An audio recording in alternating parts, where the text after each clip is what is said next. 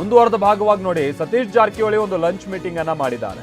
ಬೆಂಗಳೂರಿನ ಖಾಸಗಿ ಹೋಟೆಲ್ನಲ್ಲಿ ಶಾಸಕರುಗಳ ಜೊತೆಗೆ ಅವರು ಒಂದು ಊಟದ ಸಭೆಯನ್ನ ನಡೆಸಿದ್ದಾರೆ.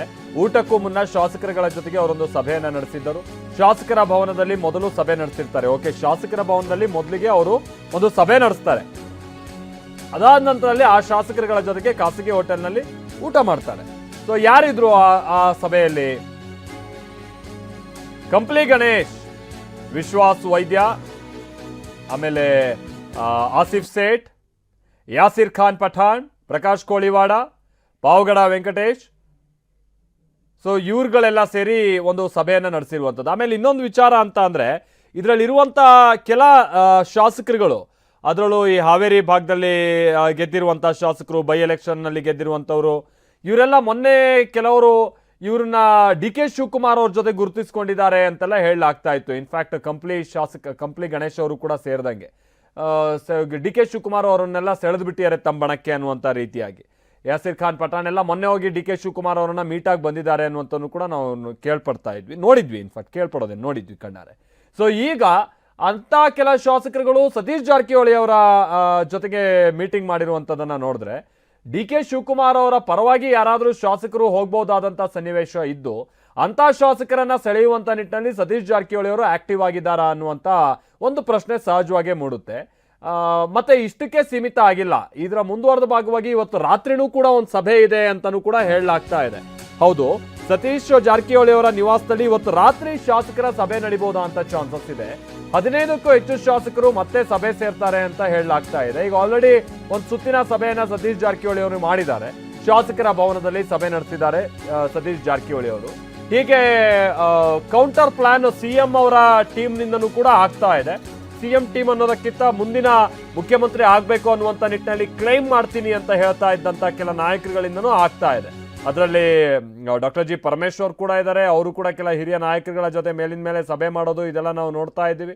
ಇನ್ನೊಂದು ಕಡೆ 2028ಕ್ಕೆ ಕ್ಲೈಮ್ ಮಾಡ್ತೀನಿ ಅಂತ ಹೇಳ್ತಾ ಇದ್ದಂಥ ಸತೀಶ್ ಜಾರಕಿಹೊಳಿ ಅವರು ಈಗಲೇ ಕೆಲ ಚಟುವಟಿಕೆಯಲ್ಲಿ ಇರುವಂಥದ್ದನ್ನು ನೋಡಿದ್ರೆ, ಅವ್ರ ರೇಸ್ನ ನಿಲ್ಲದೆ ಹೋದ್ರೂ ಕೂಡ ಆಗ್ಬೋದಾ ಅಂತ ಬದಲಾವಣೆಯನ್ನ ಸುತಾರಾಮ್ ಇಷ್ಟ ಇಲ್ಲದೆ ಯಥಾ ಪ್ರಕಾರವಾಗಿ ನಡ್ಕೊಂಡು ಹೋಗ್ಬೇಕು ಅನ್ನುವಂಥ ನಿಟ್ಟಿನ ವ್ಯವಸ್ಥೆಯ ಒಂದು ಭಾಗನ ಇದು ಅನ್ನುವಂಥ ಪ್ರಶ್ನೆ ಸಹಜವಾಗಿ ಮೂಡುತ್ತೆ.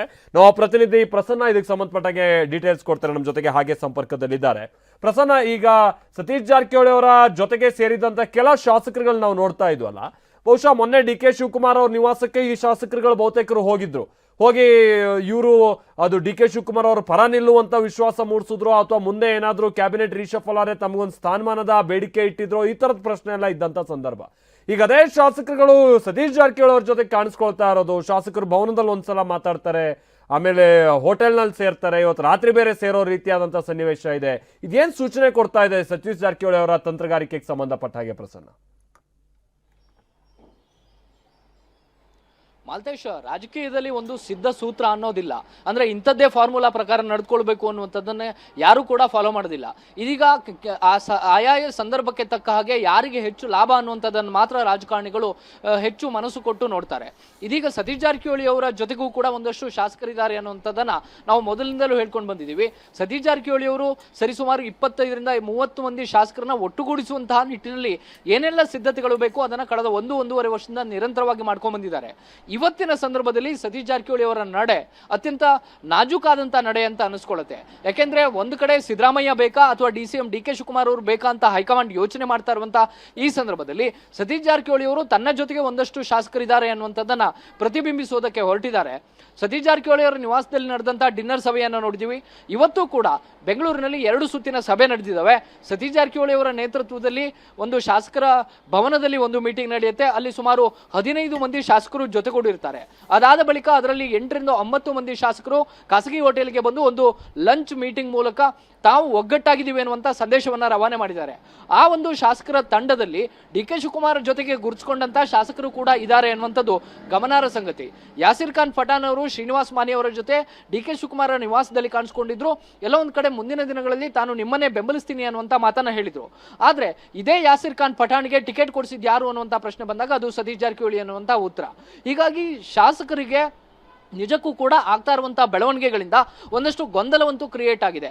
ತಾವು ಯಾರ ಪರ ನಿಲ್ಲಬೇಕು, ಯಾವ ನಿರ್ಧಾರವನ್ನ ತೆಗೆದುಕೊಳ್ಬೇಕು ಅನ್ನೋ ಬಗ್ಗೆ ಶಾಸಕರಿಗೆ ಒಂದು ಕ್ಲಾರಿಟಿ ಬರ್ತಾ ಇಲ್ಲ.